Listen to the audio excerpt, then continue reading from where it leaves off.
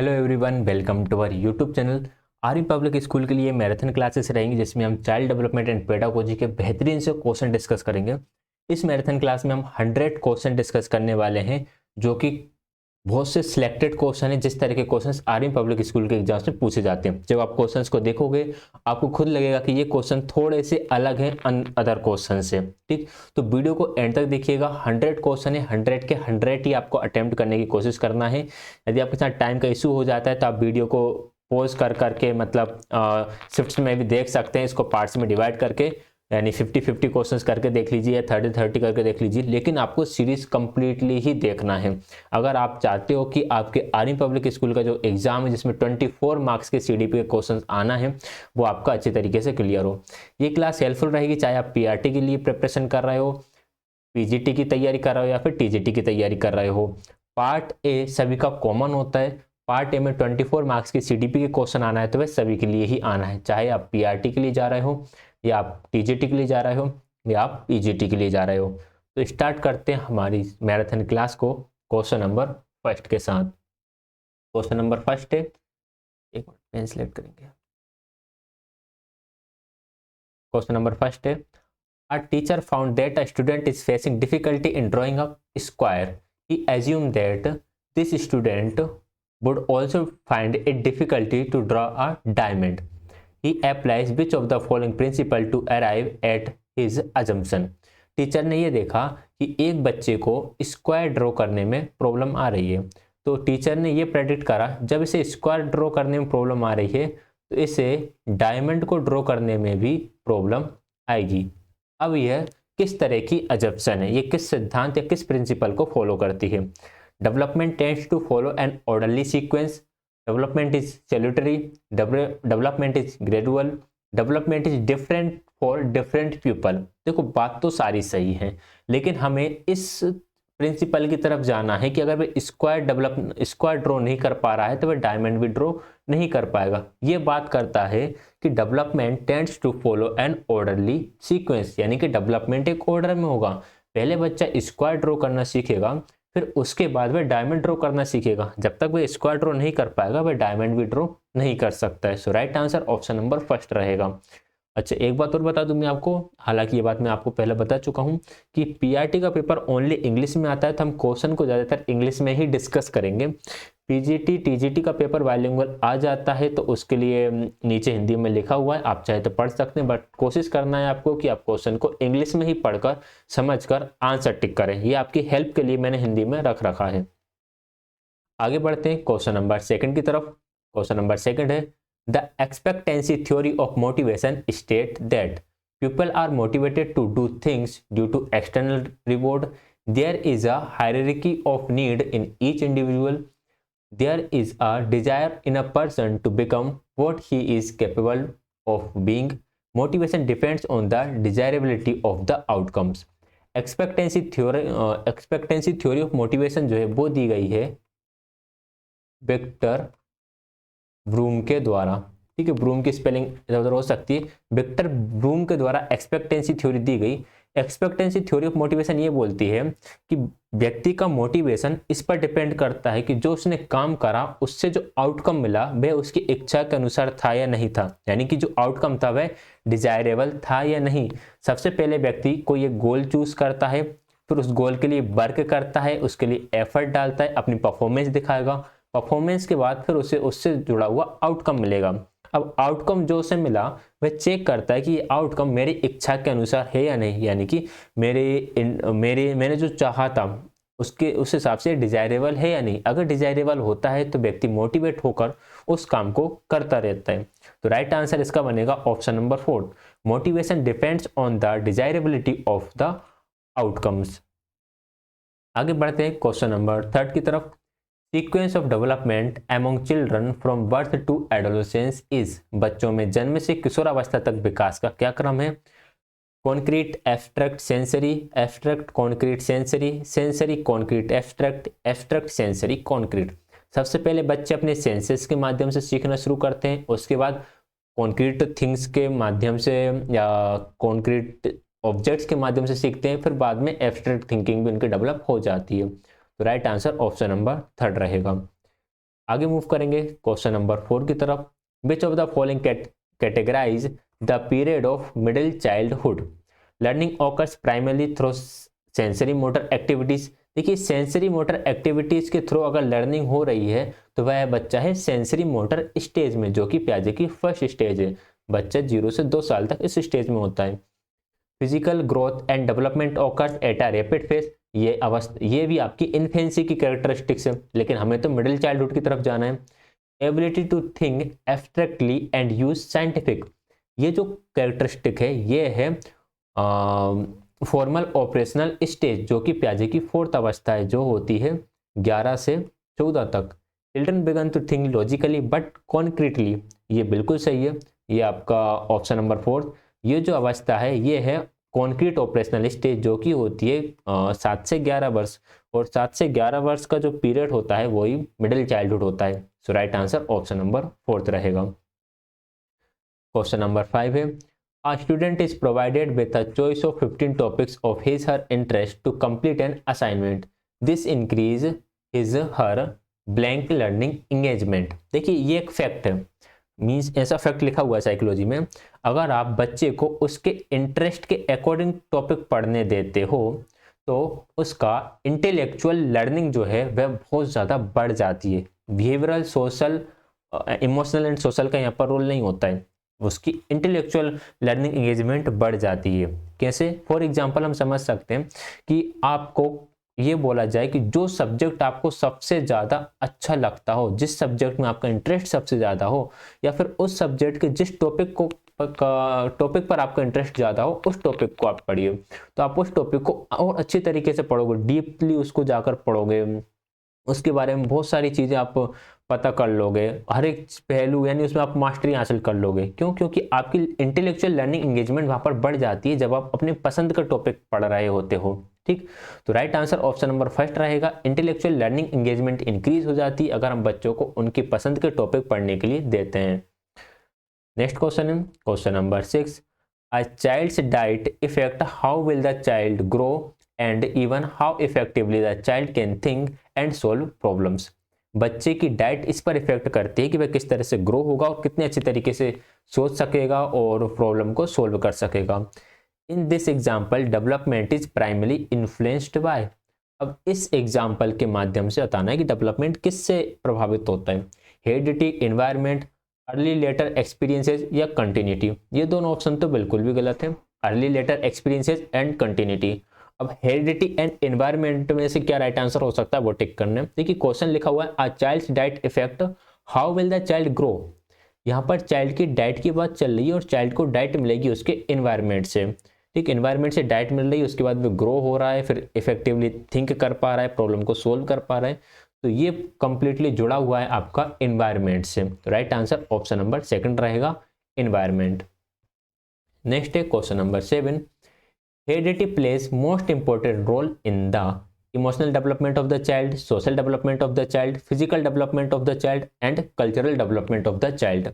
अगर हम cultural development की बात करें तो ये तो टोटली डिपेंडेंट होता है बच्चे के एनवायरमेंट पर।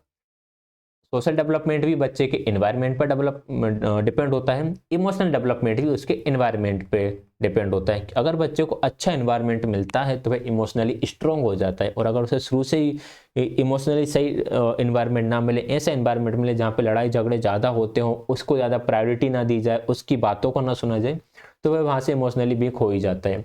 लेकिन जो फिजिकल डेवलपमेंट है कि बच्चे का बॉडी स्ट्रक्चर किस तरह का बनेगा, ये काफ़ी हद तक डिपेंड करता है उसकी हेरिडिटी पर, कि उसकी बॉडी किस तरह की रहने वाली है, उसकी हाइट क्या रहने वाली है, उसकी बॉडी का शेप किस तरह का रहने वाला है। तो ये उसकी हेरिडिटी पर निर्भर करता है। So right answer option number 3 रहेगा। नेक्स्ट है question number 8। Fitting new information into existing schema is known as. It's a very simple question. Equilibration, assimilation, organization या फिर एकोमोडेशन। यहाँ पर ओनली न्यू इन्फॉर्मेशन को आपके एग्जिस्टिंग स्कीमा में fit किया जा रहा है, जैसे हम एसिमिलेशन करते हैं। अगर आपके स्कीमा को मॉडिफाई किया जाए तो वहां पर आपको एकोमोडेशन आंसर टिक करना है। तो 8th का राइट आंसर ऑप्शन नंबर 2 रहेगा। मूव करते हैं क्वेश्चन नंबर 9 की तरफ। अकॉर्डिंग टू पियाजे theory which one out of the following will not influenced one's cognitive development. अब पियाजे ने कुछ टर्म्स दिए हैं कि ये चीज़ें बच्चे की कॉग्निटिव डेवलपमेंट को इन्फ्लुएंस करती हैं। हमें ये बताना है कि इनमें से कौन सी ऐसी चीज़ें जो उसके कॉग्निटिव डेवलपमेंट को इन्फ्लुएंस नहीं करती है। Social experiences, maturation, activity, language. देखो यहाँ पर सोशल एक्सपीरियंस देखकर हमें ये नहीं सोचना कि यार ये तो बाइगोस्की से जुड़ा हुआ है। पियाजे ने 3 चीज़ों पर बहुत फोकस करा है। एक तो सोशल एक्सपीरियंस पर, यानी कि बच्चे को अपने एनवायरनमेंट से एक्सपीरियंसेस मिले, उनके आधार पर वह ज्ञान को कंस्ट्रक्ट कर सके। मैच्योरेशन, इन्होंने 4 स्टेजेस दिए हैं। एक स्टेज 0 से 2 साल 0 to 2 है, फिर 2 to 7 है, उसके बाद 7 to 11 है एंड 11 to 14 है। इसमें उन्होंने ये बताया जैसे जैसे बच्चा मैच्योर होता जाता है उसकी कॉग्निटिव थिंकिंग जो है वो डेवलप होती जाती है और अच्छी बढ़ती जाती है, कॉन्क्रीट टू एब्स्ट्रैक्ट हो जाती है। एक्टिविटी के बारे में उन्होंने बोला ये कि बच्चा एक्टिविटी के माध्यम से सीखता ही है। लैंग्वेज को इन्होंने बिल्कुल नकारा है। इन्होंने बोला कि मेन सबसे पहले थॉट डेवलप होता है बच्चे के अंदर, उसके बाद थॉट से लैंग्वेज आती है। और अगर इसी में अगर हम किस पे जाते हैं, इसी में यदि हम बाइगोस्की की तरफ जाते तब हम मैच्योरेशन को हटा देते। बाइगोस्की ने social experiences, activity and language की बात करी है एंड पियाजे ने लैंग्वेज को नकारा है, बाकी इन तीनों की बात करी है। एंड पियाजे ने बायोलॉजिकल फैक्टर्स होते हैं इनको भी इंपॉर्टेंस दी है बच्चे के कॉग्निटिव डेवलपमेंट में। सो राइट आंसर ऑप्शन नंबर 4 होगा, क्योंकि नोट पूछा गया था। नेक्स्ट है question number 10। Teaching is an inclusive classroom is a challenge for teacher and demands certain. देखिए, इंक्लूसिव क्लासरूम में टीच करना टीचर के लिए चैलेंज होता है, क्योंकि इंक्लूसिव क्लासरूम का मतलब एक ऐसी क्लासरूम जिसमें डिसेबिलिटीज़ वाले बच्चे भी हैं एंड फिजिकल डिसेबिलिटी वाले बच्चे भी हैं। हो सकता है लर्निंग डिसेबिलिटी जैसे डिसलेक्सिया, डिसकैल्कुलिया, डिसग्राफिया जैसे बच्चे हों, और हो सकता है कोई किसी का विजन कमजोर हो, किसी की हेयरिंग पावर वीक हो, कोई सही से बोल नहीं पाता हो, इस तरह के बच्चे हैं। तो यहाँ पर टीचर्स के लिए क्या डिमांड होती है, तो यहाँ पर टीचर्स के लिए सर्टेन एक्सपर्टीज की डिमांड होती है। टीचर चाहता है कि एक एक्सपर्टीज यहाँ पर आ जाए ताकि वे उसकी हेल्प कर सके। टीचर को अगर कहीं समस्या आ रही है तो एक्सपर्टीज से हेल्प ले सके। सो राइट आंसर ऑप्शन नंबर 3 रहेगा। हैबिट, टैलेंट एंड प्रैक्टिस का यहाँ पर कोई रोल नहीं रहने वाला है। So right answer option number 3 है। आगे बढ़ते हैं क्वेश्चन नंबर 11 की तरफ। अकॉर्डिंग टू लेव बाइगोस्की, लर्निंग इज, लेव बाइगोस्की के अनुसार सीखना कैसा है? And individual activity, passive activity, conditioned activity या फिर सोशल एक्टिविटी। इंडिविजुअल एक्टिविटी किसी ने नहीं बोला है, पैसिव एक्टिविटी नहीं बोला है। कंडीशनड एक्टिविटी के बारे में हम कह सकते हैं जो पेवलव का क्लासिकल कंडीशनिंग थ्योरी है वो इससे जुड़ा हुआ हो सकता है, लेकिन बाइगोस्की की थ्योरी है सोशियो लर्निंग थ्योरी, जिसमें ये बताते हैं कि बच्चा अपने सोसाइटी के साथ इंटरेक्शन के माध्यम से सीखता है। So right answer option number 4 रहेगा, अ सोशल एक्टिविटी। नेक्स्ट है question number 12। The major proposition of Jean Piaget's theory is that children think is superior to adults। बच्चे अडल्ट से ज़्यादा अच्छे सोच सकते हैं, तो ऐसा तो कुछ है नहीं, सब बराबर ही सोच सकते हैं। Children's thinking is quantitatively different from adults and children's thinking is qualitatively different from adults and children's thinking is inferior to adult. ये भी कम है। देखो, पियाजे ने ये बोला है कि जितने थॉट्स एक अडल्ट के माइंड में आते हैं, सेम क्वांटिटी में थॉट्स एक चिल्ड्रन के माइंड में आते हैं। तो क्वांटिटी तो हमेशा कैसी रहेगी, क्वांटिटी तो हमेशा सेम रहेगी, लेकिन उन थॉट्स की जो क्वालिटी है वह क्वालिटी अलग अलग होती है। अगर एक चिल्ड्रन किसी चीज़ को लेकर अपने थॉट्स एक्सप्रेस करेगा तो उनकी क्वालिटी कुछ अलग रहेगी, और एडल्ट उसको लेकर जब अपने थॉट एक्सप्रेस करेगा तो उसकी क्वालिटी अलग रहेगी। ठीक है, तो क्वांटिटी थॉट्स की हमेशा सेम रहेगी, लेकिन जो क्वालिटी है वह हमेशा डिफरेंट रहेगी। राइट आंसर ऑप्शन नंबर 3 रहेगा। Children's thinking is qualitatively different from adults. Next question है question number 13। According to which theorist cultural tool play an important role in cognitive development of children? Bandura, Skinner, Vygotsky, पियाजे। अब यहाँ पे लिखा हुआ है cognitive development of children, इसको देखकर हमें इस पियाजे आंसर टेक्निक करना है। यहाँ पर ये लिखा हुआ है कि cultural tool play an important role in cognitive development. ये किसके अनुसार है, किसने इसके बारे में बात करी कि कल्चरल टूल एक महत्वपूर्ण भूमिका निभाते हैं? तो कल्चरल टूल के बारे में बात करी है बाइगोस्की ने। ठीक है, अगर हम यहाँ पे बाइगोस्की और पियाजे की बात करें, साथ में ब्रूनर भी आते हैं, तो ये तीनों ही कॉग्निटिव डेवलपमेंट की बात करते हैं। ठीक है, लेकिन तीनों का तरीका अलग अलग है। ठीक है ना, तो इसलिए कल्चरल टूल लिखा हुआ है, तो ये क्वेश्चन बायगोसी की तरफ जाता है। नेक्स्ट है क्वेश्चन नंबर 14 मिस हो गया, कोई नहीं। Of the following statements which one do you agree with? निम्नलिखित कथनों में से आप किससे सहमत होंगे? Learning is completely governed by external stimuli. देखिए, learning completely governed by external stimuli, हालांकि एक्सटर्नल जो स्टिमुलस होते हैं इससे थोड़ी बहुत इफेक्ट होती है, लेकिन कंप्लीटली होगी ये हम नहीं कह सकते, तो हम इससे बिल्कुल एग्री नहीं करेंगे। Learning can not take place unless it is assessed externally in the terms of marks. जब तक मार्क्स नहीं मिलेंगे तब तक आप नहीं सीखोगे, तो ये भी स्टेटमेंट रॉन्ग हो जाएगा। Learning has taken place only if it is in evident in behaviour. Learning takes place in a socio cultural context. Learning तभी होगी जब ये व्यवहार में शो होगी। जरूरी नहीं है, बहुत सी चीजें हैं जो हम सीख जाते हैं लेकिन हम हमारे बिहेवियर में उसे शो नहीं करते हैं, तो ये आंसर रॉन्ग हो जाएगा। Learning take place in socio cultural context, ये बात बिल्कुल ठीक है। ये क्वेश्चन बायगोसी की थ्योरी से बना हुआ है। लर्निंग आपके सोशियो कल्चरल एनवायरमेंट में होती है। So right answer option number 4 रहेगा। क्वेश्चन नंबर 16 है, to explain, predict and control phenomenon are the goal of. देखिए, एक्सप्लेन करना, प्रेडिक्ट करना, हाइपोथेसिस बनाना, ये सारी चीजें आपकी जुड़ी हुई होती हैं किससे? ट्रेडिशनल रीजनिंग में इनका रोल नहीं है, इंडक्टिव में भी नहीं है, डिडक्टिव में भी नहीं है, ये आपकी जुड़ी हुई होती हैं साइंटिफिक मेथड से। साइंटिफिक मेथड में ही हम चीजों को प्रेडिक्ट करते हैं, हाइपोथेसिस बिल्ड करते हैं। So right answer option number 4 रहेगा। नेक्स्ट है question number 17, out of the box thinking is related to. Out of the box, out of the box मतलब कि आपके दिमाग को एक बॉक्स की तरह, मीन्स आपके विचार ऐसे नहीं आने चाहिए कि आप एक ही दायरे में सोच सकते हो, आप किसी चीज को लेकर अलग अलग दायरे में सोच सकते हो, तो उसे हम बोलते हैं out of the box thinking. Out of the box thinking memory based learning नहीं होती है, डाइवर्जेंट बिल्कुल इसे कह सकते हैं, कन्वर्जेंट नहीं होती है, एंड कंसिस्टेंट भी नहीं होती है। तो out of the box thinking is related to divergent thinking. So right answer is option number 2। Move करते हैं नेक्स्ट क्वेश्चन की तरफ। क्वेश्चन नंबर 18 है, to promote meaningful learning in the classroom are teacher should. भाई, meaningful learning को promote करना है classroom में, तो भाई टीचर क्या करेगा? Help students to regulate their own emotions and motivations, बिल्कुल टीचर कर सकते हैं। Categorize and level student according to their performance and make ability grouping. हमें कभी भी बच्चों को लेवल नहीं करना है और एबिलिटी ग्रुपिंग नहीं करना है। ग्रुपिंग हमेशा हेट्रोजीनियस होना चाहिए, ना कि होमोजीनियस। होमोजीनियस ग्रुपिंग में क्या होगा? सेम एबिलिटी के बच्चे होंगे, लेकिन हेट्रोजीनियस ग्रुप में हर तरह का बच्चा उसमें शामिल होगा, तो हमें हमेशा हेट्रोजीनियस ग्रुपिंग करना है। Promote dialogue and discussion among children to build multiple perspectives, बिल्कुल ठीक है। Ignore diversity in the classroom and follow standard method of instruction. हमें जो डाइवर्सिटी है उसको इग्नोर नहीं करना है, उसे एक्सेप्ट करना है, ठीक है। उस डाइवर्सिटी को यूज करना है हमें बच्चों को सिखाने के लिए। तो फर्स्ट सही है एंड थर्ड सही है। फर्स्ट एंड थर्ड हमें दिखेगा ऑप्शन नंबर 4 में। तो राइट आंसर हमारा ऑप्शन नंबर 4 हो जाएगा, फर्स्ट एंड सेकंड।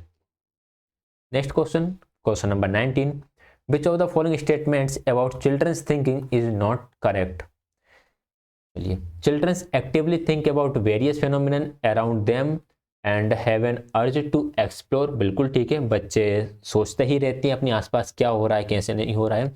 आप देखोगे छोटे बच्चे बहुत सारे क्वेश्चन करते रहते हैं, हवा कैसे चलती है, सूरज कैसे आता है, दुनिया भर के क्वेश्चन।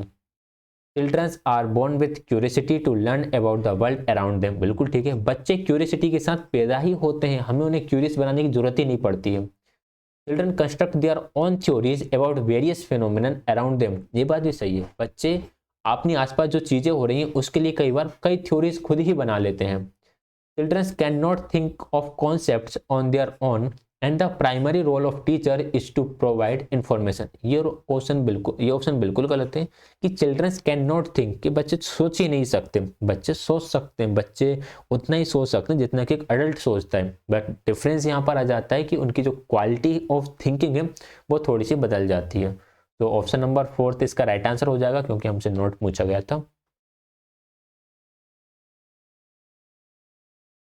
आगे बढ़ेंगे नेक्स्ट क्वेश्चन की तरफ। नेक्स्ट है question number 20, intelligence is a set of capabilities, a singular and generic concepts, the ability of imitate others, या फिर a specific ability.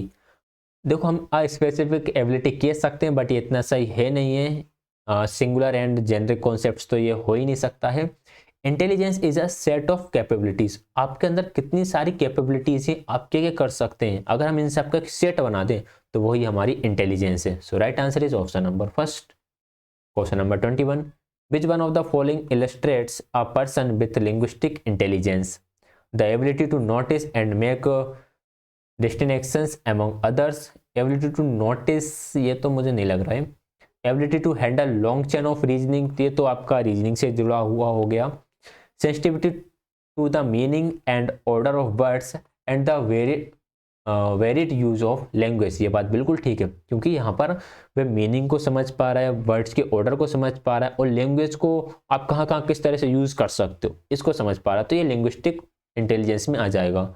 Sensitivity to pitch, melody and tone ये तो आपका म्यूजिकल के अंदर आएगा। So right answer is option number second, शब्दों के अर्थ और क्रम और भाषा के विविध उपयोगों के प्रति संवेदनशीलता। क्वेश्चन नंबर 21 है, a normal child belongs to which of the following IQ level? जो नॉर्मल चाइल्ड होता है या जैसे हम बोल सकते हैं एवरेज जो आईक्यू होता है वह 90 to 109 होता है। Option number third right answer होगा। ये आईक्यू टेबल है, आप इसे देख सकते हैं। जो अगर हम बात करें इडियट जो होते हैं इनका आईक्यू 0 to 25 जाता है, एम्बिसाइल का 25 to 50, मोरॉन का 50 to 70, dull and borderline 70 to 80। ये वाले जो लोग हैं ये एडुकेबल हो जाते हैं, यहाँ से जितने भी हैं ये आपके एडुकेबल हैं क्योंकि ये क्वेश्चन बनकर आ चुका है कि किस आईक्यू से नीचे के बच्चे एडुकेबल होते हैं, जिन्हें हम एजुकेशन नहीं दे सकते। तो 70 प्लस आईक्यू जिनका होता है वो सारे एडुकेबल हो सकते हैं, इनको आप पढ़ा सकते हो। फिर below average, average, above average, superior, very superior and genius का पूछ लेता है इसके बाद, तो ये आईक्यू टेबल को एक बार आप देख जाइएगा। Next question number 22, which word was used by the Thurston for intelligence? Thurston ने बुद्धिमत्ता के लिए किस शब्द का उपयोग करा? Primary mental abilities, universal mental abilities, neutral mental abilities या फिर हायर मेंटल एबिलिटीज? थर्स्टन ने दिया हुआ है PMA, प्राइमरी मेंटल एबिलिटीज। सो राइट आंसर यहां पर हो जाएगा ऑप्शन नंबर फर्स्ट।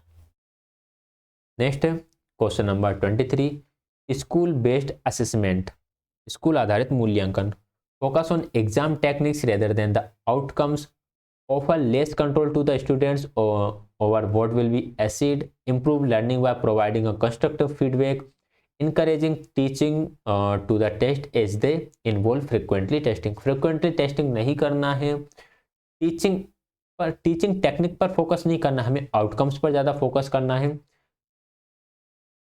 कम कंट्रोल भी नहीं रखना है। तो right answer option number third रहेगा, improve learning by providing a constructive feedback. Question number 30, 23 के बाद 30 आ गया, अच्छा फिर 24 आ गया।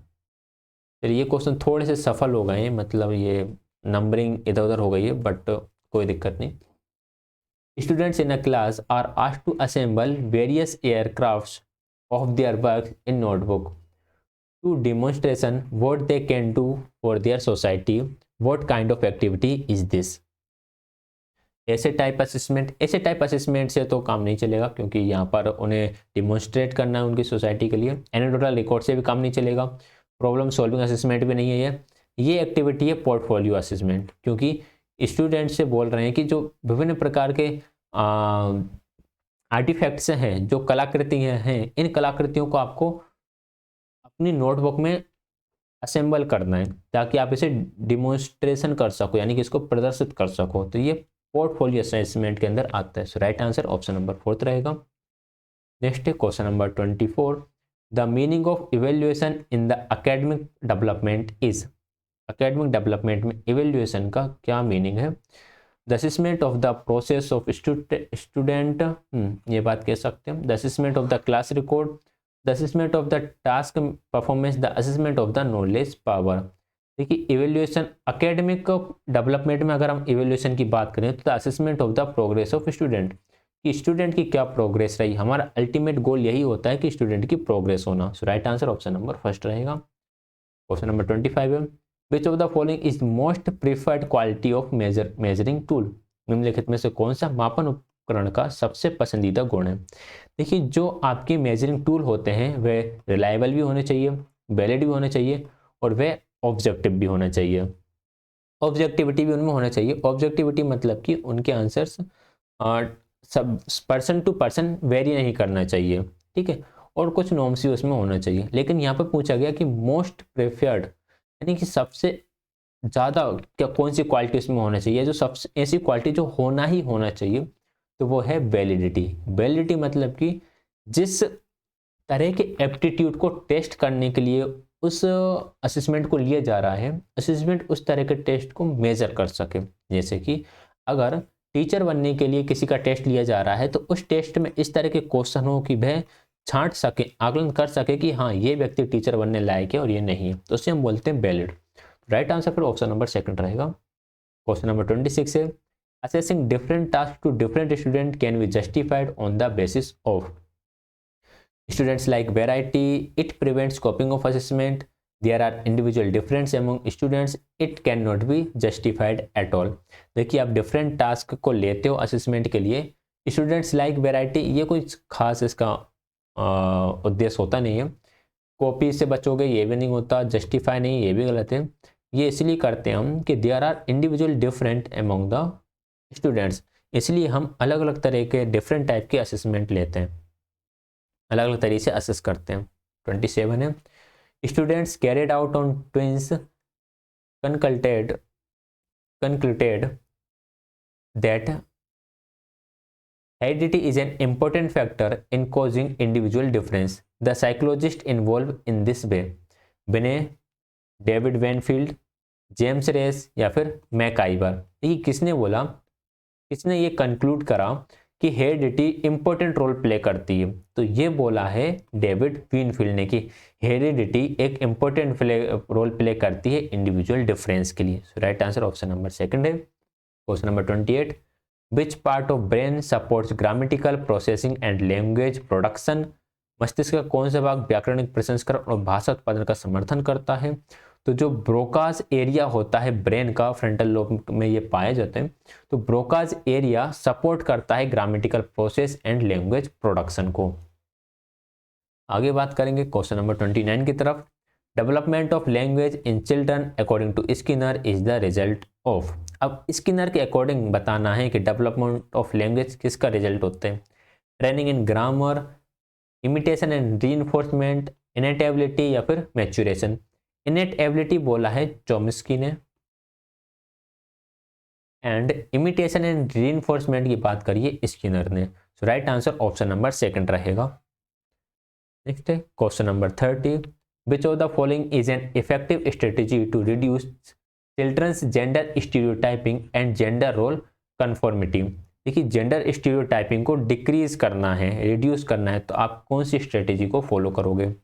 जेंडर सेग्रेटेड सीटिंग अरेंजमेंट, देखिए सीटिंग अरेंजमेंट जेंडर सेग्रेटेड करने से काम नहीं चलेगा, ये तो सिर्फ इसलिए किया जाता है क्योंकि हम जेंडर सेंसिटिविटी को फॉलो करते हैं, जिसे हम बोलते हैं लिंग संवेदनशीलता, कि यार बॉयज एंड गर्ल्स को अलग अलग रो में ही बैठना चाहिए।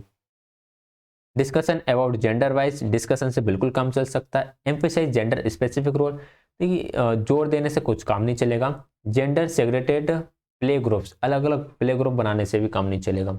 डिस्कस करो बच्चों के साथ कि किस तरह से हम इस तरह की स्टीरियोटाइपिंग को हम खत्म कर सकते हैं। So right answer is option number second.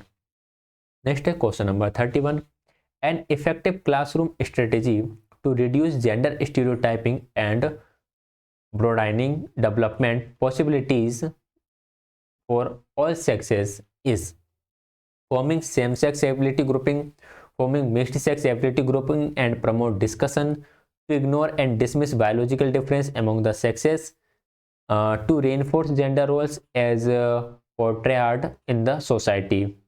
देखो, ये तो काम होगा नहीं, इससे काम नहीं चलने वाला है। इग्नोर तो हमें करना ही नहीं है, हमें उन्हें डिस्कशन करना है और मिक्स्ड सेक्स एक्टिविटी ग्रुप्स बनाना है, इसी से काम चलेगा। यहाँ पर जो वर्ड आ गया डिस्कशन, ये डिस्कशन वर्ड ने इस आंसर को करेक्ट बनाया है।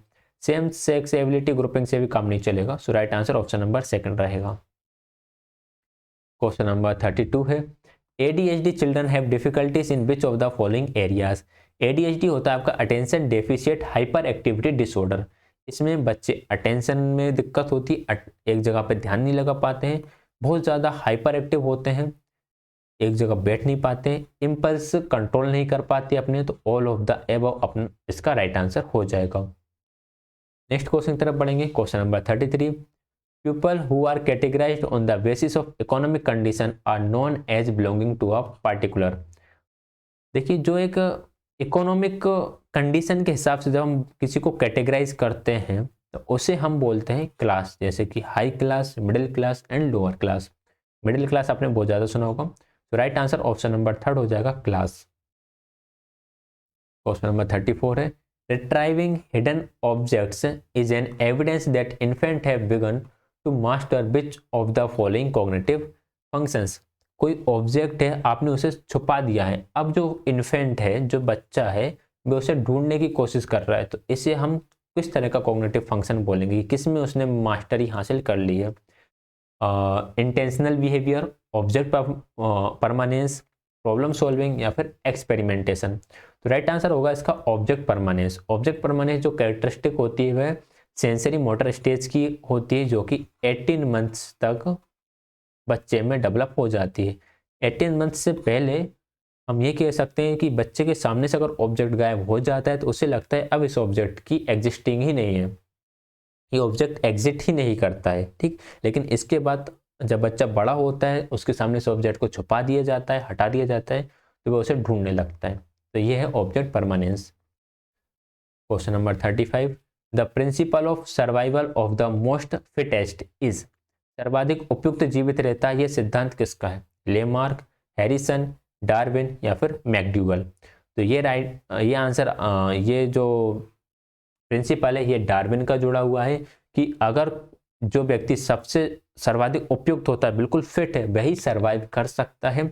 जो वातावरण के अनुसार फिट नहीं हो सकता वह सर्वाइव नहीं कर पाएगा। यही इन्होंने कारण बताया डायनासोर को। डायनासोर जो खत्म हो गए हैं उसका उन्होंने रीजन यही बताया कि प्रकृति में चेंज हुए, लेकिन वो जो डायनासोर थे भी अपने आप को उस तरह से अडेप्ट नहीं कर पाए, इसलिए वो खत्म हो गए। Right answer option number 3। Question number 36, the full form of ACN। कुछ क्वेश्चन इजी भी रखे हुए हैं। ACN का फुल फॉर्म होता है आपका स्पेशल एजुकेशनल नीड्स, ठीक।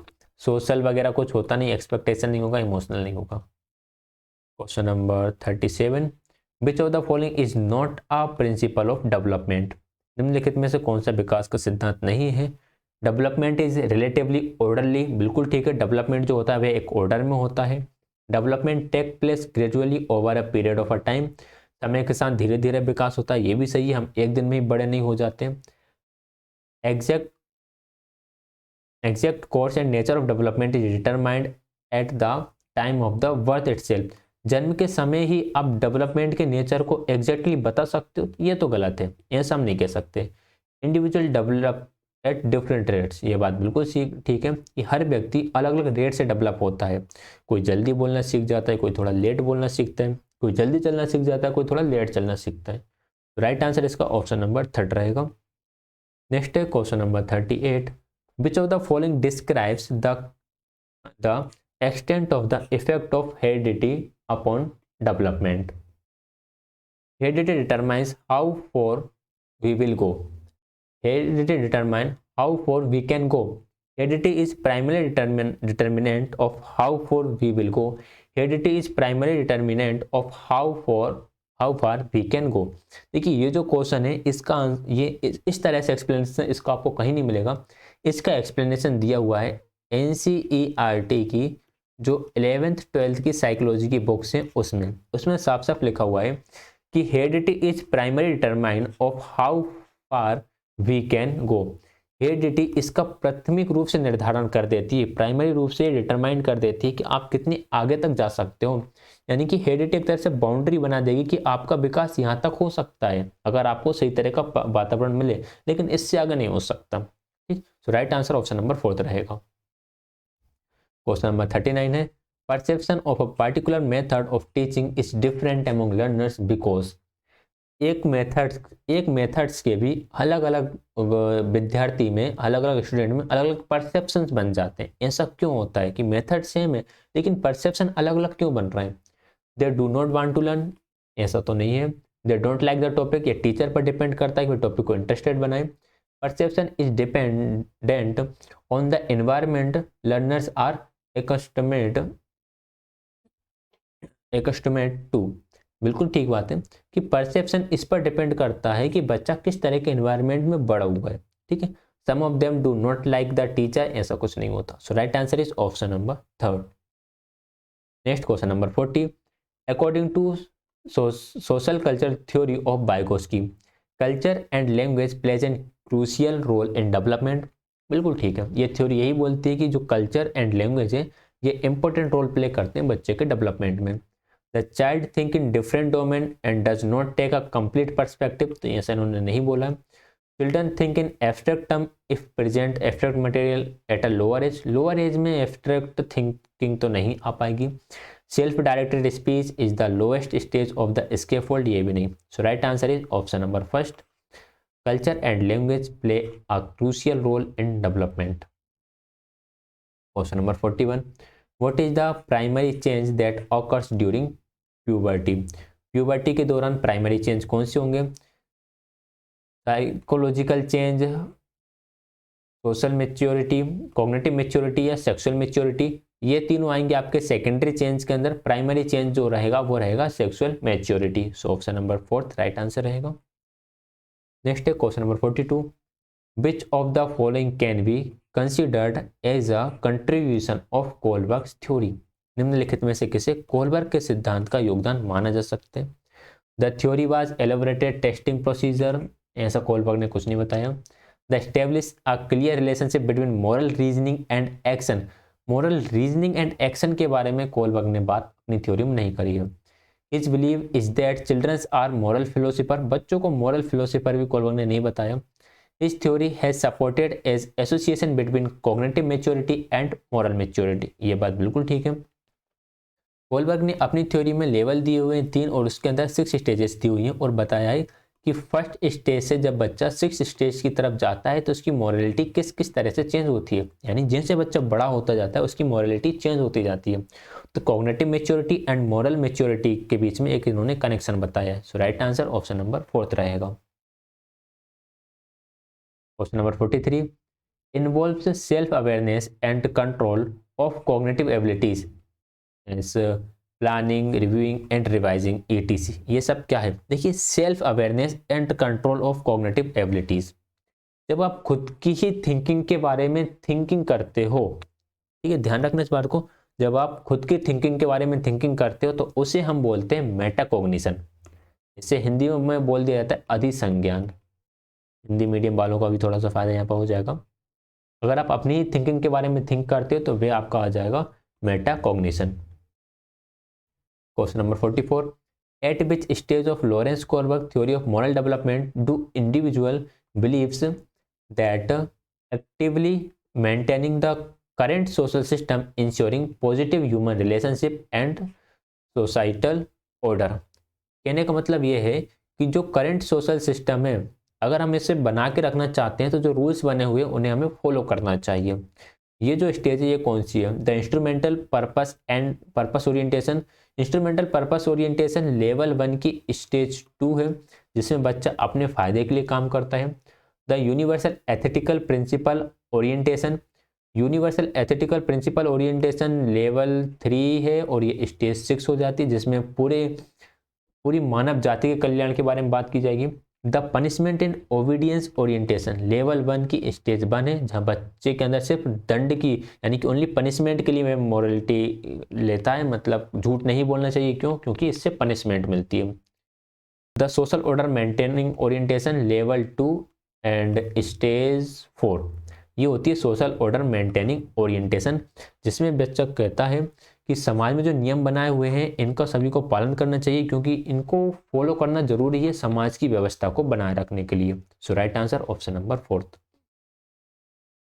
45, zone of proximal development is, क्या है जोन ऑफ प्रॉक्सिमल डेवलपमेंट? इसे बोल दिया जाता है ZPD। क्वेश्चन जुड़ा हुआ है वाइगोस्की की थ्योरी से।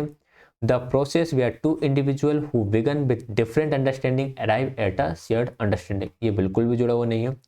The process in which children learn to perform task as said by the elder member in a society, ये भी नहीं होता।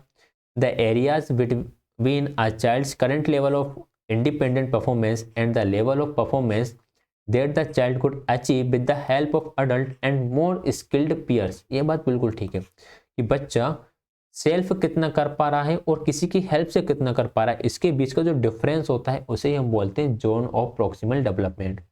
A range of tasks that a child should be able to do as a peer as per her age but cannot, ये गलत है। So right answer is option number third. Question number 46 है theory of social learning emphasize on which of the following factors, social learning theory किस पर जोर देगी, nature, nurture, adaptation या फिर एमेंडेशन। एमेंडेशन का यहाँ पर कोई रूल नहीं है, एडेप्टेशन का भी नहीं है। अब यहाँ पर आता है आपका नेचर एंड नर्चर। जो आपका नर्चर है वो आपको जुड़ा हुआ है हेरिडिटी से, और जो नेचर है वो आपका जुड़ा हुआ है इन्वायरमेंट, और इन्वायरमेंट के अंदर ये आएगी आपकी सोसाइटी। तो द सोशल लर्निंग थ्योरी या सोशल लर्निंग जो एम्फेसाइज करता है वो करता है नेचर पर, ठीक है। नेचर, अच्छा, पोषण और प्रकृति, शायद मैंने उल्टा बता दिया है ना। जो नेचर है वो आएगा आपका हेरिडिटी के अंदर, और जो नर्चर है वो आएगा आपका एनवायरनमेंट के अंदर ना, ये उल्टा हो गया, ठीक, सही कर लेना इसको। सो राइट आंसर इसका फिर ऑप्शन नंबर सेकंड होगा नर्चर। सोशल लर्निंग थ्योरी किसने दी है, वेंडुरा ने दी है, जिसमें इन्होंने वोवरडॉल पर एक्सपेरिमेंट करा था, ये एक तरह से बिहेवियरिस्ट थे। Question number 47, learners can not learn unless, शिक्षार्थी तब तक नहीं सीख सकते जब तक they are taught according to need of social aims, ये गलत है कि सोशल एम्स के अकॉर्डिंग नहीं पढ़ाओगे तब तक मैं नहीं सीख सकते। They know that the material begins thought will be tested in the near future, कि जो भी उन्हें सीखा गया है वह भविष्य में काम आएगा, कह सकते हैं। They are prepare to learn, जब तक वे सीखने के लिए तैयार ना हो, ये और ज़्यादा सही है। They are ask about their learning in school by their parents at home on daily basis, ये भी गलत है। देखिए ये क्वेश्चन बना हुआ है थॉर्नडाइक के लॉ ऑफ लर्निंग में, जिसमें उन्होंने 3 तरह के नियम बताए थे। पहला नियम बताया था लॉ ऑफ एक्सरसाइज, फिर आता है आपका लॉ ऑफ रेडीनेस, और फिर होता है लॉ ऑफ इफेक्ट, ठीक। इसमें से जो लॉ ऑफ रेडीनेस है ये बोलता है कि जब तक बच्चे प्रिपेयर ना हो सीखने के लिए तब तक आप उन्हें नहीं सिखा सकते। So right answer is option number third. Question number 48, conceptual understanding among a student is likely to improve in the setting which emphasize on frequently examination, inquiry and dialogue, competition या फिर टेक्स्ट बुक सेंट्रिक पेडागोजी। देखिए conceptual understanding कब होगी, जब बच्चे inquiry कर रहे होंगे, डायलॉग यानी कि आपस में डिस्कस कर रहे होंगे। So right answer is option number second. Next है question number 49, the class teacher observe Raghav in her class playing melodies self composed music on his keyboard, एक बच्चा है राघव जो खुद के द्वारा कंपोज किया हुआ म्यूजिक कीबोर्ड पे बजा रहा है। The teacher thought the Raghav seemed to be high in intelligence, तो राघव के अंदर किस तरह की इंटेलिजेंस हाई होगी। तो देखिए जब वो खुद का कंपोज करा हुआ म्यूजिक बजा रहा है तो ऑब्वियस है उसके अंदर म्यूजिकल इंटेलिजेंस होगी, ठीक है। इस प्रकार के इंटेलिजेंस की बात किसने करी, हार्वर्ड गार्डनर ने करी है। कितने प्रकार की इंटेलिजेंस दी हुई है, 8 प्रकार की इंटेलिजेंस दी हुई है। नेक्स्ट है question number 50, which one of the following statement is most appropriate about intelligence, intelligence is the ability to well in school, कुछ ये नहीं कह सकते कि स्कूल में जो अच्छा करता है वही इंटेलिजेंस होगा। Intelligence is multi dimensional having several aspects to it, ये बात बिल्कुल ठीक है कि इंटेलिजेंस कोई यूनी डायमेंशनल नहीं है, ये मल्टी डायमेंशनल है, इसके बहुत सारे एस्पेक्ट्स होते हैं। Intelligence can be reliably determined only by administrating standardised IQ test, सिर्फ स्टैंडर्डाइज्ड आईक्यू टेस्ट से ही इसे मेजर किया जा सकता है, ये गलत है। Intelligence is fundamentally neurological functioning, ये भी गलत है। So right answer is option number second, intelligence is multi dimensional having several aspects to it. Next ये यहाँ पर इसे करेक्ट कर लेना, यहाँ पर ये आंसर रॉन्ग दिया हुआ है आंसर की में। मैं नोट कर लेता हूँ कि पीपीटी में फिर इसको करेक्ट कर देते हैं। चलो याद रखूँगा मैं क्वेश्चन नंबर 50 को करेक्ट करना है पीपीटी में। क्वेश्चन नंबर 51 है, Which theory of development also focuses on social interaction in development? कौन सा विकास का सिद्धांत सामाजिक अंतःक्रियाओं पर ध्यान देता है? तो सोशल इंटरेक्शन पर किसने ध्यान दिया है? बाइगोस्की ने ध्यान दिया हुआ है। इजी क्वेश्चन है, आगे बढ़ते हैं। Question number 52, development is never ending process, this idea is associated with. Development कभी ना खत्म होने वाली प्रोसेस है, ये आइडिया किससे जुड़ा हुआ है? Principle of integration. Principle of integration ये बोलता है कि हमारा पूरा विकास एक साथ होता है, यानी कि सारे अंग साथ में बढ़ रहे होते हैं। प्रिंसिपल ऑफ इंटरेक्शन ये बोलता है कि जो डेवलपमेंट है वो एक दूसरे के साथ अंतःक्रिया पर निर्भर है, जैसे सामाजिक, फिजिकल, मेंटल, ये एक दूसरे के साथ इंटरेक्ट करते हुए डेवलप होते हैं। प्रिंसिपल ऑफ इंटररिलेशन, डेवलपमेंट अंतर संबंध का सिद्धांत है, लेकिन नेवर एंडिंग प्रोसेस के अंदर नहीं आते हैं। प्रिंसिपल ऑफ कंटिन्यूटी ही ये कहता है कि development is a never ending process, development कभी एंड नहीं होता है, हमेशा चलता रहेगा। क्वेश्चन नंबर 53, स्टेटमेंट दिया हुआ बड़ा सा, an important precondition for the proper development of a child is ensuring his her healthy physical development. उन्होंने ये बोल दिया कि एक बच्चे के समुचित विकास के लिए एक महत्वपूर्ण पूर्व शर्त उसके स्वस्थ शारीरिक विकास को सुनिश्चित करना है। कि बच्चे का फिजिकल डेवलपमेंट अगर ठीक रहेगा तो हम कह सकते हैं कि उसका ओवरऑल डेवलपमेंट सही तरीके से हो सकता है। अब ये किससे जुड़ा हुआ है? It falls as physical development does not affect other domains of development in any way. ये स्टेटमेंट रॉन्ग है। अगर हमारे जो डेवलपमेंट है, जैसे कि हम फिजिकल डेवलपमेंट है, मेंटल डेवलपमेंट है, कॉग्निटिव है या इमोशनल है, इमोशनल कॉग्निटिव और मेंटल एक में आ जाएगा, सोशल डेवलपमेंट है, अगर इसमें से एक भी इधर उधर होता है तो इसका प्रभाव हमारे बाकी के तीनों पर पड़ता है। ठीक है, अगर कोई किसी का इमोशनल डेवलपमेंट ठीक नहीं हुआ तो काफ़ी चांसेस हैं कि उसका कॉग्निटिव डेवलपमेंट भी ठीक नहीं होगा। तो ये जुड़े हुए हैं, एक दूसरे से इंटर रिलेटेड है। May be incorrect as development varies from individual to individual, हम इसे इनकरेक्ट नहीं बोल सकते। Is true because physical development occupies the topmost place in the sequence of the development, ये भी नहीं कह सकते कि यार फिजिकल डेवलपमेंट टॉप पर आता है इसलिए ये इंपॉर्टेंट है। Is true because physical development is inter related with other domains of development, ये बात बिल्कुल सही है। फिजिकल डेवलपमेंट बच्चे के अदर डोमेन से जुड़ा हुआ होता है, जैसे कि mental development, emotional development, social development से, इसलिए ये जरूरी है। तो राइट आंसर ऑप्शन नंबर 4 रहेगा।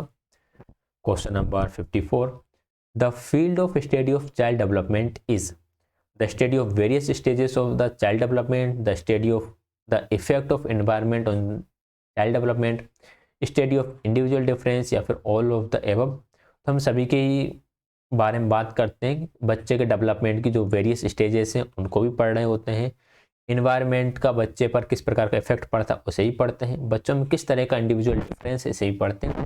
All of the above right answer रहेगा। Question number 55, asking students to list the uses of iron metal in class will help a teacher to explain which one of the following creative abilities in students.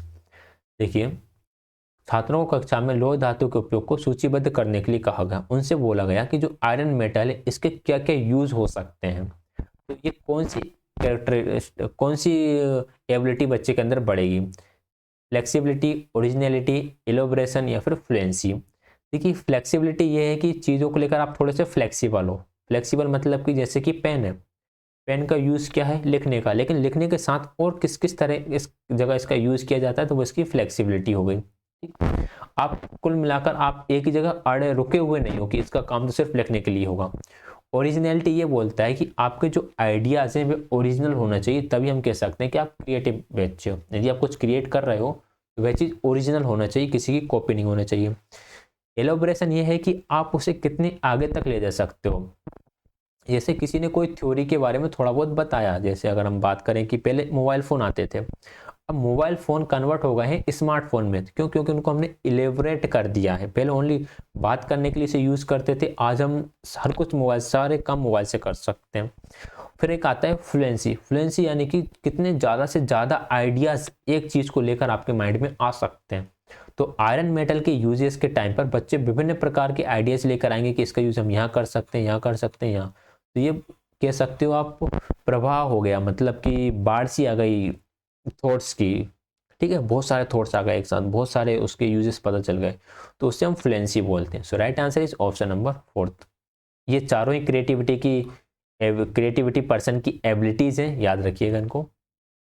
Next है question number 56, understanding the principle of development of a child helps a teacher in. अगर आप principal of development समझ जाते हो तो किस तरह से आपके लिए हेल्पफुल रहेंगे। Identifying the social status of the learning, बच्चे के सोशल स्टेटस से हमें क्या मतलब, identifying the economic background of the learner, बच्चे के इकोनॉमिक बैकग्राउंड से भी हमें कुछ लेना देना नहीं है। Rationalising why the learners ought to be taught, कि बच्चे को क्यों पढ़ाना चाहिए, इसके लिए ये भी कुछ ठीक नहीं है। Effectively catering to the different learning style of learners, ये बात बिल्कुल सही है कि बच्चों के अंदर डिफरेंट लर्निंग स्टाइल्स होते हैं, हम उसे किस तरह से कैटर कर सकते हैं, ठीक, ये हमें तभी पता चलेगा जब हम प्रिंसिपल ऑफ डेवलपमेंट पढ़ेंगे। नेक्स्ट है question number 57, human development is divide into domains such as, human development 4 domains में बेसिकली डिवाइड है। कौन कौन से हैं आपके, physical, cognitive, emotional and social, बिल्कुल ठीक है। साइकोलॉजिकल नहीं है, कॉग्निटिव इमोशनल साइकोलॉजिकल नहीं है, फिजिकल स्पिरिचुअल नहीं है। So right answer option number 50 हो जाएगा, शारीरिक, संज्ञानात्मक, भावात्मक और सामाजिक। Next question number 58, Seema learns every lesson very quickly but Lena takes longer to learn them. It donates the development principle of, सीमा बहुत जल्दी सीख लेती है लेकिन लीना को बहुत टाइम लगता है, इसे हम बोलेंगे इंडिविजुअल डिफरेंस, क्योंकि हर एक व्यक्ति में इंडिविजुअल डिफरेंस होता है, व्यक्तिगत विभिन्नताएं होती हैं, जिस वजह से सभी का रेट ऑफ लर्निंग या फिर हम कह सकते हैं कि रेट ऑफ डेवलपमेंट डिफरेंट होता है। Question number 59, the movement in Maslow's hierarchy of needs should be from, अगर हम मैस्लो की हायरार्की ऑफ नीड्स की थ्योरी को पढ़ते हैं तो उसमें सबसे नीचे आपकी आती है फिजियोलॉजिकल नीड्स और सबसे ऊपर आता है आपका सेल्फ एक्चुअलाइजेशन।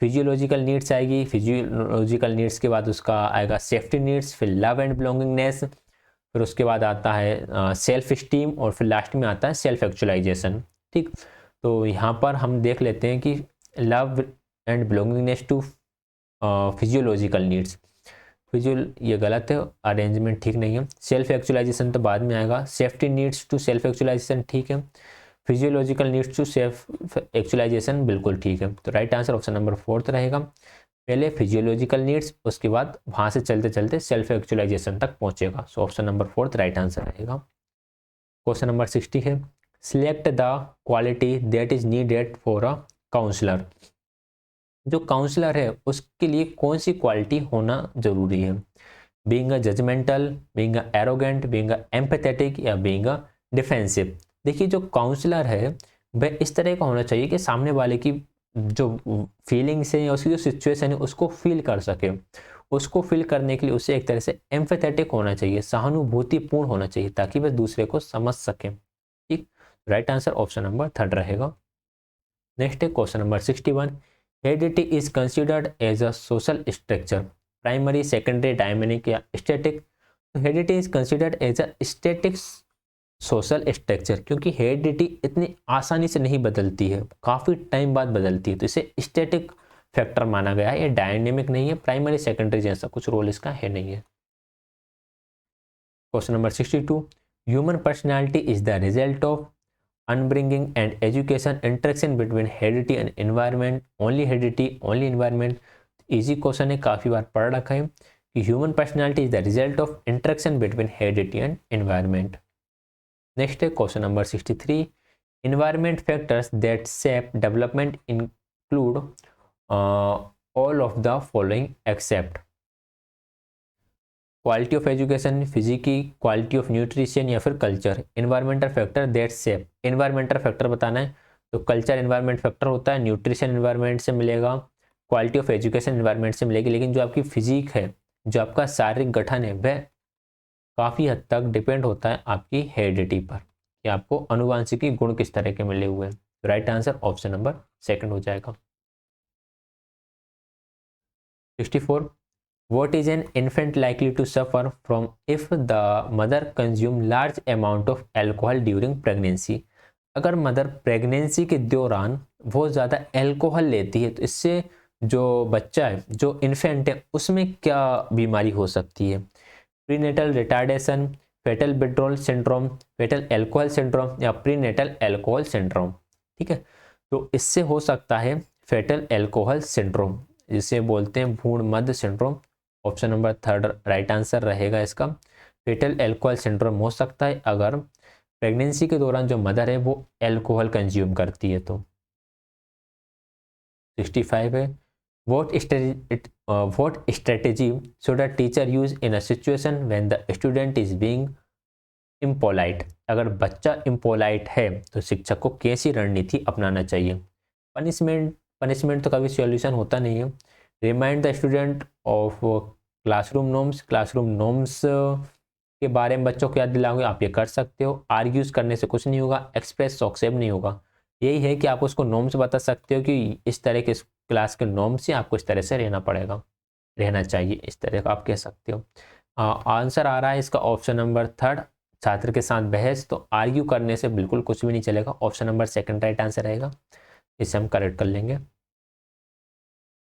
66 है, the stage in which a child begin to think logically about objects and events is known as. जब जिस स्टेज में बच्चा ऑब्जेक्ट्स के बारे में लॉजिकली सोचना शुरू कर देता है उसे हम बोलते हैं कॉन्क्रीट ऑपरेशनल स्टेज। ठीक है, और एब्स्ट्रैक्ट थिंकिंग जो आती है वो आती है फॉर्मल ऑपरेशनल स्टेज में। यहाँ पर ओनली लॉजिकली थिंकिंग उसकी जस्ट स्टार्ट हुई है, बिगन हुई है, तो वह कॉन्क्रीट ऑपरेशनल स्टेज में है, जो कि 7 से 11-12 तक की होती है। 67 है, अकॉर्डिंग टू पियाजे at which of the following stage does a child begin to think logically about abstract proposition. अब यहाँ पर आ गया एब्स्ट्रैक्ट प्रोपोजिशन में लॉजिकली सोच रहा है, तो ये है formal operational stage. Option number 4 right answer रहेगा, क्योंकि यहाँ पर वर्ड एब्स्ट्रैक्ट आ चुका है। क्वेश्चन नंबर 68 है, अकॉर्डिंग टू पियाजे during the first stage of development a child learns best. First stage of development में बच्चा कैसे सीखता है? फर्स्ट स्टेज में बच्चा बाय सेंसेस, अपनी सेंसेस के माध्यम से सीखता है। So right answer option number A रहेगा। Question number 69, what is the term given to describe the conditioned stimulus before classical conditioning occurs? Classical conditioning होने से पहले जो कंडीशन स्टिमुलस होता है उसे क्या बोला जाता है? देखिए, कंडीशन स्टिमुलस क्या है? कंडीशन स्टिमुलस जो है वो है बेल। क्यों? क्योंकि घंटी के बजने पर उसके मुंह में आ जाती है लार, तो बेल क्या है? एक तरह से स्टिमुलस है। ठीक है, कंडीशनिंग बेल के साथ ही की जाती है कुत्ते की। कंडीशनिंग से पहले, क्लासिकल कंडीशनिंग जब नहीं होती उससे पहले इसी बेल को हम बोलते हैं न्यूट्रल स्टिमुलस। न्यूट्रल स्टिमुलस मतलब कि जब कंडीशनिंग नहीं हुई है तब घंटी के बजने से कुत्ते को कुछ भी फर्क नहीं पड़ने वाला है, तो ये एक तरह से न्यूट्रल स्टिमुलस है। इसका होना ना होना उसके लिए किसी तरह से मायने नहीं रखता है। So right answer is option number 4। Condition stimulus को कंडीशनिंग से पहले न्यूट्रल स्टिमुलस बोला जाता है। क्वेश्चन नंबर 70 है, what is the set of linguistic rules that governs the use of language for communication called? संचार के लिए भाषा के उपयोग को नियंत्रित करने वाले भाषाई नियमों के समूह को क्या बोलते हैं? तो जो रूल्स होते हैं, सेट ऑफ लिंग्विस्टिक रूल्स होते हैं, सेट ऑफ लिंग्विस्टिक रूल्स को बोला जाता है प्रैग्मेटिस। ठीक है, तो उपयोगितावाद इसका ट्रांसलेशन है, तो प्रैग्मेटिस बोला जाता है सेट ऑफ लिंग्विस्टिक रूल्स को। ऑप्शन नंबर 3 राइट आंसर रहेगा। क्वेश्चन नंबर 71 है, in Lawrence Kohlberg theory which level signifies the absence of morality in the true sense?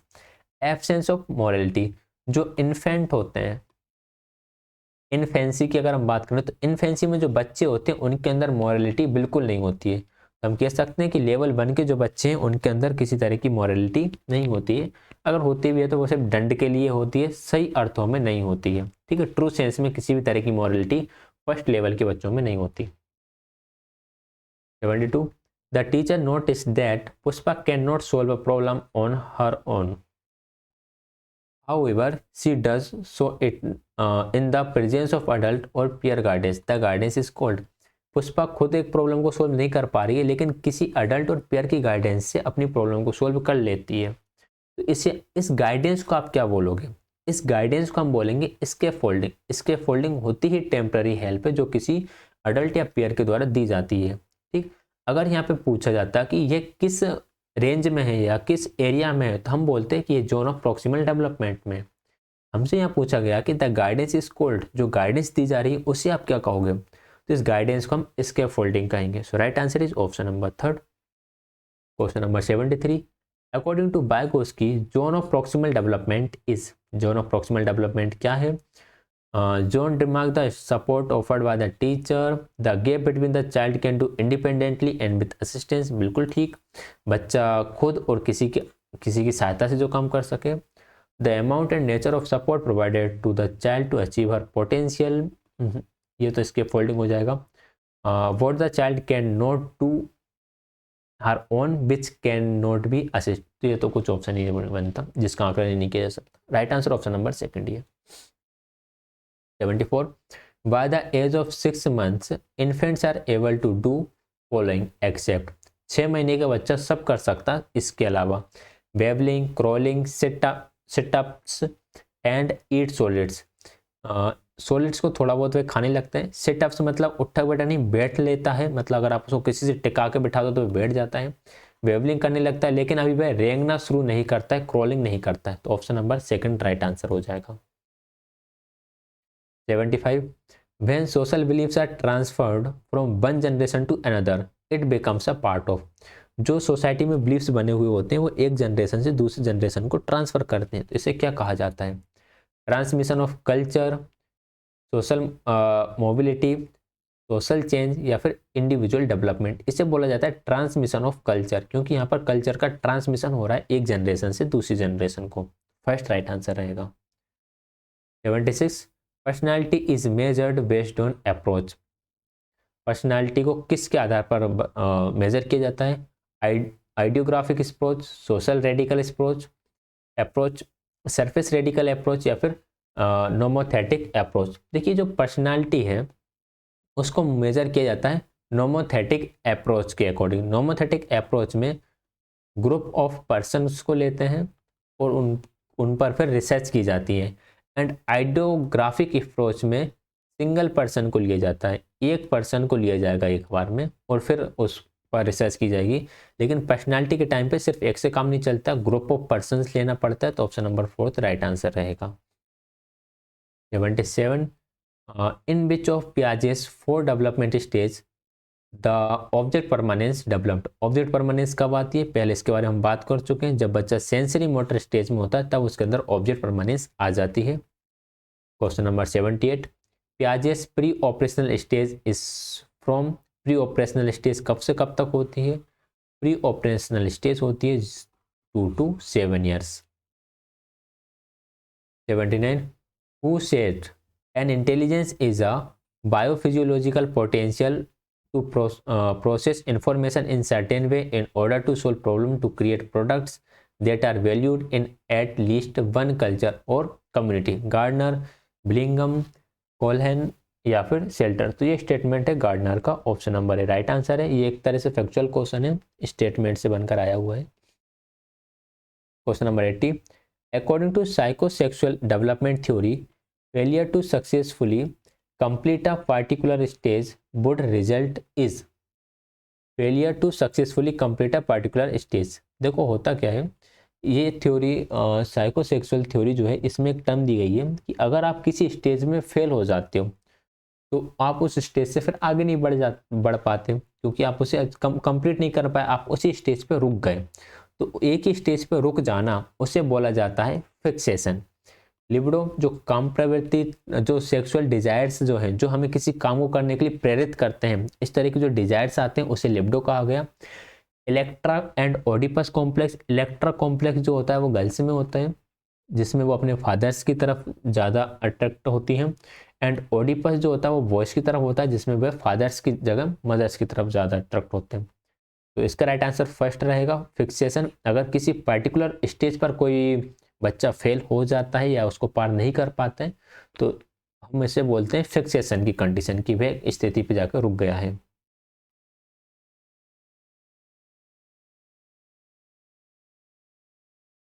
Next question number 81, by what age are children likely to make friends, किस age के बच्चे दोस्त बनाना शुरू कर देते हैं या इच्छुक होते हैं? तो 3 साल के बच्चे फ्रेंड्स बनाना शुरू कर देते हैं, याद रखिएगा। क्वेश्चन नंबर 82 है, is the main determination of cognitive development and learning, cognitive development learning का मुख्य निर्धारक कौन है? अगेन उससे क्वेश्चन आया हुआ बायोगोस्की की थ्योरी से। वैल्यूज बिलीव्स प्रिंसिपल इतने इंपॉर्टेंट नहीं है, लेकिन कल्चर वहाँ का बहुत इंपॉर्टेंट है। ऑप्शन नंबर 4 राइट आंसर रहेगा।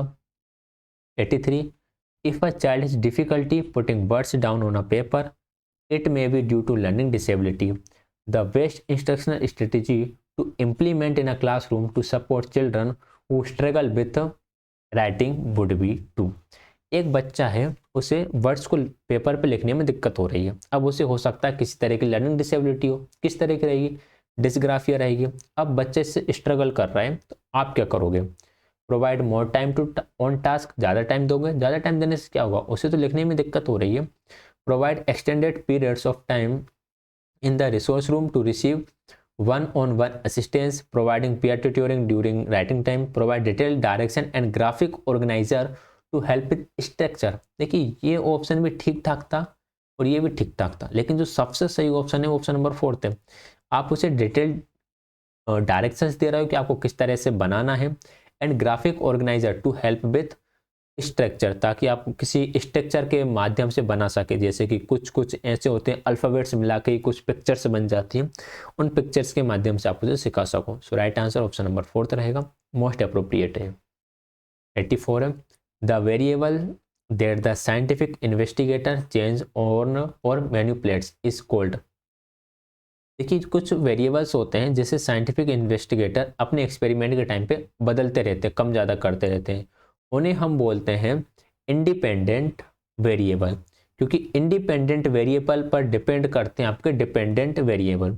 अगर आप इंडिपेंडेंट वेरिएबल को कम ज़्यादा करोगे तो डिपेंडेंट में तो फर्क पड़ेगा ही। तो इन्हीं को कम ज़्यादा करके देखा जाता है कि किस तरह के परिवर्तन आ रहे हैं। तो ऑप्शन नंबर ए राइट आंसर रहेगा। 85 है, which of the following is not an appropriate tool for formative assessment. Formative assessment किस टाइम पे लिए जाते हैं? मैं बता देता हूँ कि एक होता है आपका सबमेटिव असेसमेंट और एक होता है आपका फॉर्मेटिव असेसमेंट। फॉर्मेटिव असेसमेंट होता है आपका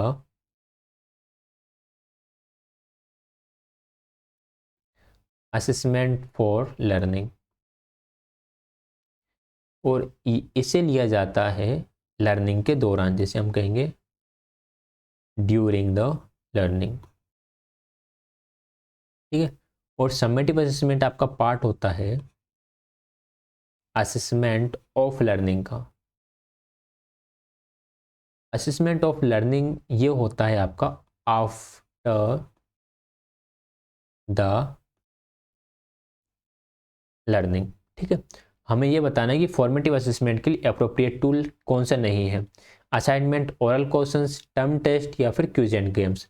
क्यूज एंड गेम्स हो सकते हैं, ओरल क्वेश्चंस हो सकते हैं, असाइनमेंट हो सकते हैं, लेकिन जो टर्म टेस्ट है ये आपका ऐसे का पार्ट है, यानी सबमेटिव असेसमेंट का पार्ट है, not formative assessment. Option number 3 right answer रहेगा।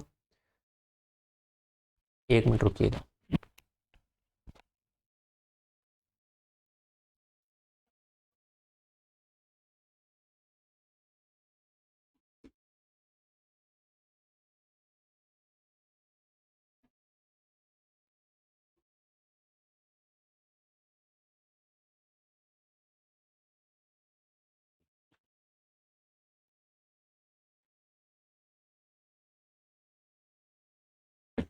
नेक्स्ट है question number 86। A teacher, after preparing a question paper, whether the questions test specific testing objectives, he is concerned primarily about the question papers content, converts, typology of questions, reliability या फिर validity. एक teacher question paper करने के बाद ये देखती है कि ये जो क्वेश्चन पेपर है ये टेस्ट स्पेसिफिक टेस्टिंग ऑब्जेक्टिव्स, कि जिस चीज़ को टेस्ट करने के लिए इसे बनाया है, क्या ये उस चीज़ को टेस्ट कर पाएगा या नहीं कर पाएगा। इसे हम बोलते हैं वैलिडिटी, कि उस एक पर्टिकुलर एप्टीट्यूड के लिए ये वैलिड है या फिर नहीं है। क्वेश्चन नंबर 87 है, to make assessment useful and interesting process one should be careful about. Assessment को यूजफुल एंड इंटरेस्टिंग बनाने के लिए हमें किस चीज़ को लेकर केयरफुल होना चाहिए? Using a variety of ways to collect information about the students learning across the scholastic and co scholastic boundaries. कह सकते हैं हम विभिन्न प्रकार से उनकी इंफॉर्मेशन कलेक्ट कर लेंगे scholastic and co scholastic boundaries के लिए, मतलब सीमाओं पर, उससे रिलेटेड कह सकते हैं। Use technical language to give feedback, technical language का यूज नहीं करना है। Making comparison between different students, comparison कभी नहीं करना, लेबलिंग भी कभी नहीं करना। So right answer is option number 4। विभिन्न प्रकार के तरीके देखेंगे कि ताकि हम उनकी scholastic and co scholastic performance के बारे में जानकारी जुटा सकें।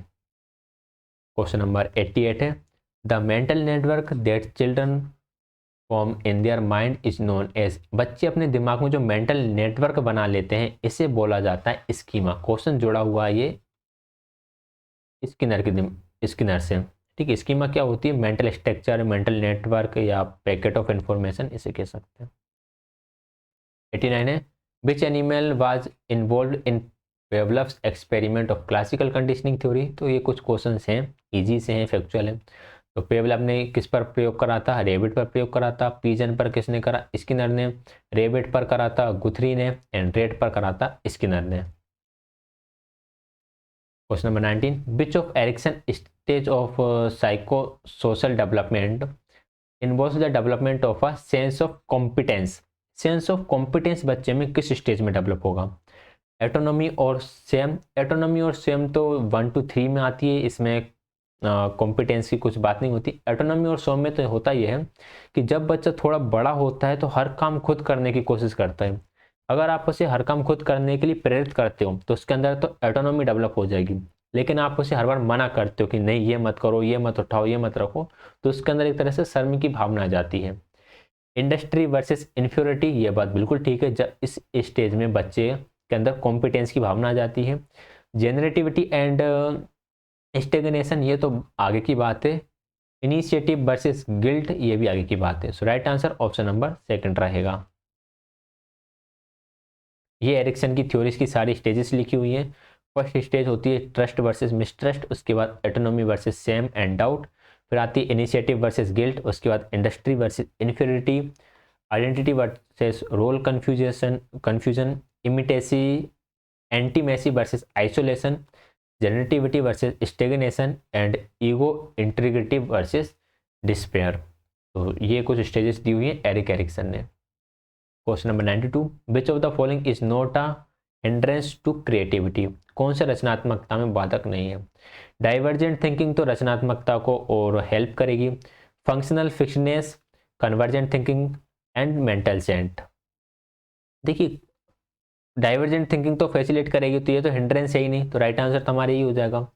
फंक्शनल फिक्शनेस ये हिंड्रेंस है, कन्वर्जेंट थिंकिंग भी हिंड्रेंस है, एंड मेंटल सेट भी इंटरेस्ट है।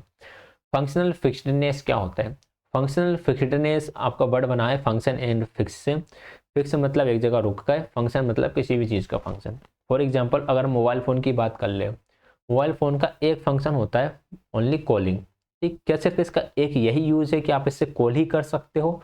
तो ये है फंक्शनल फिक्सडनेस कि आप एक चीज़ का सिर्फ एक ही यूज़ जानते हो। अगर आप इसके मल्टीपल यूज़ जानते हो तो फिर आप कह सकते हैं कि आपने इसको ओवरकम कर लिया है। तो एक ही रूल या एक ही ट्रेडिशनल रूल बताना, ये फंक्शनल फिटनेस होता है। इसे चेक करने के लिए कई बार इंटरव्यूज में पूछा जाता है कि आपके पास जो पेन है इसके 5 यूजेस बताइए, जो पेपर है इसके 5 यूजेस बताइए, ठीक है। कोई एक स्टिक है, स्टिक के 5 यूजेस बताइए, क्या क्या हम इसके यूज़ कर सकते हैं, इस तरह से। 93, which of the following disorder is cause due to error in cell division. Cell division में एरर होने से कौन सा डिसऑर्डर हो जाता है? एडीएचडी, डिसलेक्सिया, ऑटिज्म या फिर डाउन सिंड्रोम। ये तीनों जो हैं ये अलग प्रकार के डिसऑर्डर हैं, ये आपके सेल डिवीजन से जुड़े हुए नहीं हैं। डाउन सिंड्रोम जो होता है वो सेल डिवीजन से जुड़ा हुआ है। इसे 21 ट्राइसोमी भी बोल देते हैं, शायद यही इसकी स्पेलिंग है। यहाँ से क्वेश्चन डी2 बनकर आया होता 21 ट्राइसोमी किस तरह का डिसऑर्डर है, तो डाउन सिंड्रोम को 21 ट्राइसोमी बोल देते हैं। सेल डिवीजन से जुड़ा हुआ है डाउन सिंड्रोम।